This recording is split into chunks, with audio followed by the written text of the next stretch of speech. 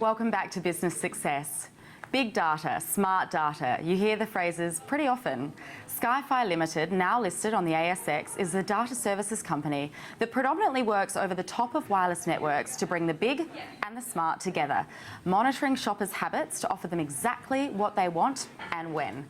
Wayne Arthur has been on a rapid 4-year ride, including a swift backdoor listing in late 2014, and is here to tell us all about it. Wayne, welcome to the show. Thanks, Chloe. Thanks for having me. Thanks for being on. So I think firstly, if we just get started and talk about Skyfire Limited, the business, who you are and what you do. Sure.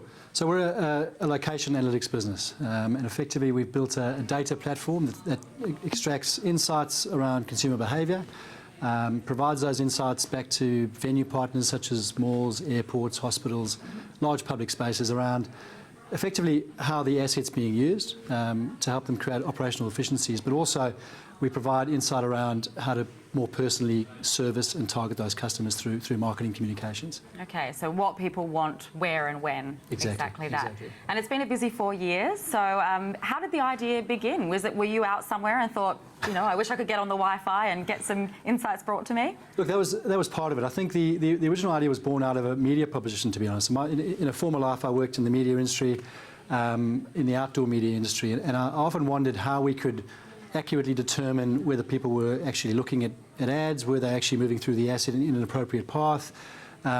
Could we provide some technology to make that process more efficient and more accurate, really? So that's where it actually was born out of. So a genuine need that we identified at that point. So we decided to build some technology to see if we could procure those sorts of analytics. Mm-hmm. So are you writing code, or you've got a team of people doing that? No, thankfully, there's much smarter people in the business than me who can do that sort of thing. But no, so we've got a great team of engineers and developers who build the code, who look after the engineering ecosystem and manage the operations. And my role really is to drive the business globally and to grow the international footprint of our company. Absolutely. So you said you're in shopping centres, airports. Obviously, in Australia, you've got there's pretty big scope for global reach in this area, I would have thought. Look, there is. We've determined that we're actually solving real problems for these venue owners. You know, previously relatively archaic methods of determining how people were moving into an asset, what the key attractors were. You know, putting some science behind possibly how rentals should be allocated appropriately and so on. So we're solving these problems these days for these companies, and they're global problems. So absolutely, it's a global opportunity, and we're excited about the growth opportunity. Yeah, we were speaking a little earlier before the show about sort of where the company can go. Obviously, there's so many different areas that the business can fall into. Your sort of business model, how have you created that, and kind of the scope of the business model going forward? Look, it's fair to say, particularly in technology, you can't be that meticulous about the business model. Absolutely meticulous about how tech is built, but we've definitely allowed ourselves to be nimble and to pivot at the right moments, and I think that's really important. We've always had a 3-year view. We've got a very clear strategy of where we want to take the business in terms of its applications for the wider market, but we're very conscious that the market needs to inform us where we need to go tactically. So generally it's a 3-year outlook. We have a pretty clear 12-month view, boiled down into 3-month sort of sprints, which are refined all the time. So I often get pushback from the dev team and the product guys around that, but we've got to be led by the market, obviously. Yeah, so I was going to say, as a businessman, you have to obviously sort of be flexible and change and move as to what your customers are saying, because that's what your entire business model is about. Absolutely, absolutely. The customer comes first, and we've obviously got to be just led by them, and that's the methodology we adopt all the time. Fantastic. So when people are in these shopping centres or airports and they're logging into their phone, they obviously go through your platform and network, and then they get sent alerts about interesting things that things that they would like to buy or specials. Do you think that there's any issue with security there, or are people pretty happy since they've provided their details to go forward with that? Yeah, absolutely. Look, it's a pure opt-in program, particularly when you're using the Wi-Fi. So as a consumer, you've got the option to opt out of any marketing campaigns that might be served to you through the various venues. You've got the choice not to opt in at all at the very beginning. So we're very conscious of security, very conscious of privacy. It's the core of our business. But ultimately, we're here to solve issues, and the issues we solve for the venues around, as I said, operational efficiency and so on, are really important. But also, we're helping to make a more personalised experience for shoppers in these environments. Fantastic. I imagine that these are all the things that you probably had to deliver when you were going for IPO, which I do want to talk about now. So I know that there was a backdoor listing in late 2014. Can you tell me a little bit about that experience, and also that experience for people out there who might be watching, looking to go to IPO, and what it's like? Look, it's an absolute journey. That's all I can say. And there's pros and there's cons and there's highs and there's lows. But overall, it was an exhilarating experience. It definitely has taken my personal learning curve to a height I'd never imagined before. The lead up to the process of IPOing is onerous. It does bring some challenges to what is a growing and a small business at the time. But on balance, it's given us an absolutely great vehicle to grow and to scale globally. We certainly, as a tech business, want to be able to give the business as much support from advice perspective and also from capital perspective as we need and as we can get, and listings provided that vehicle for us. So on balance, a great experience, but certainly it puts some challenges around the business from a governance perspective, which is all good learnings really at the end of the day. And what would you say are the differences between, so there's obviously the IPO route going down that, there's bootstrapping and just keeping it sort of a private business, and then also sort of the route that you went down.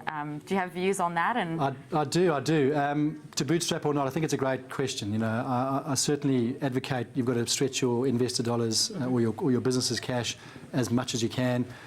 Create efficiencies where possible. Everybody's doing multiple roles. That's all normal stuff, and I think that's the only way to go. But what I would say is you want to be led by the business growth opportunity. And I think there's a decision to be made by the founders and decision to be made by the shareholders as to what is your growth appetite, what's your risk appetite. And certainly in technology, my experience is you want to give it what it needs to grow effectively. And so if that requires you to list, to raise additional capital, and or to dilute, to bring in more shareholders, my vote would be yes.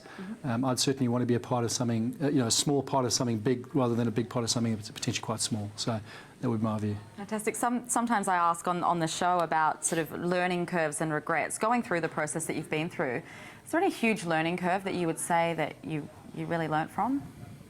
Absolutely. Look, being public certainly presents challenges just around ensuring that your operational processes are absolutely watertight, which is a good thing for the business. So it's been a great learning curve to just be more conscious, I think, than perhaps you might have been not being public about those sorts of things. Operational efficiencies in your business, ensuring you've got the right talent to complement your skill set, and it exposes your weaknesses a lot, which is a confronting journey as well. But I think, again, a positive one in that it makes you aware of what you're good at, and you focus on those, and that's where we should be all focused. Absolutely. When you talk about building talent and building the great team, do you look for people that perhaps meet those weaknesses that you might have in yourself? Definitely. Yeah. It's one of the key things that I recruit on, and I've got many weaknesses and many skills gaps, obviously, and I think it's good to have that sort of reflection. But certainly, I believe the team I've built today complements me and me them, and I think that's where you want to get to. What are the next steps for Skyfire? Where will you go next? I know that you've been travelling, so you've just been over to the UK, and I believe you're off to the States in a few weeks. Yep. Yeah, so global expansion, obviously. Definitely. Look, we've sort of held back on growing into those more mature markets to this point, and I have a slight regret perhaps in that, but the positive side being the product is more developed, the business is more developed, we've got more credibility to be able to launch there effectively. So look, the next 12, 18 months for us are about absolute expansion, aggressive expansion to the UK, the US markets. They're mature, they understand the product, and we're getting a lot of customer demand from those markets that we need to service. So I'm excited about that next journey, really. Fantastic. We've got to wrap up in a minute, but just quickly before we go, I'd like to know about your advice to entrepreneurs out there who might be watching the show, and also what you're most proud of with the business at the moment. Sure. So from an advice perspective, look, I think back yourself, basically, and don't lose sight of the belief in your product or your idea, because if the moment you waver, I think things can get quite tough. The second thing I would say is you don't have all the answers, and be comfortable with that. There are people around you that can help you. Take the advice, learn, which is good and bad advice, obviously, but certainly, use people around you to steer you on the journey. You won't have all the answers. What am I most proud of? Look, that day of listing was the best day I've had in my business career by a long time, by a long stretch, and I think that's my most proud moment for sure. So something for people to aim towards then, to have that feeling that lights your face up when you talk about it. Thank you so much, Wayne. Thanks for being on. A great business, and I'll certainly be logging in and I'm checking it out when I'm next shopping, which is all the time. Well, that's it from Business Success for another week. I hope that you've enjoyed tonight's show and gathered some ideas, insights and inspiration to help you on your own journey to business success.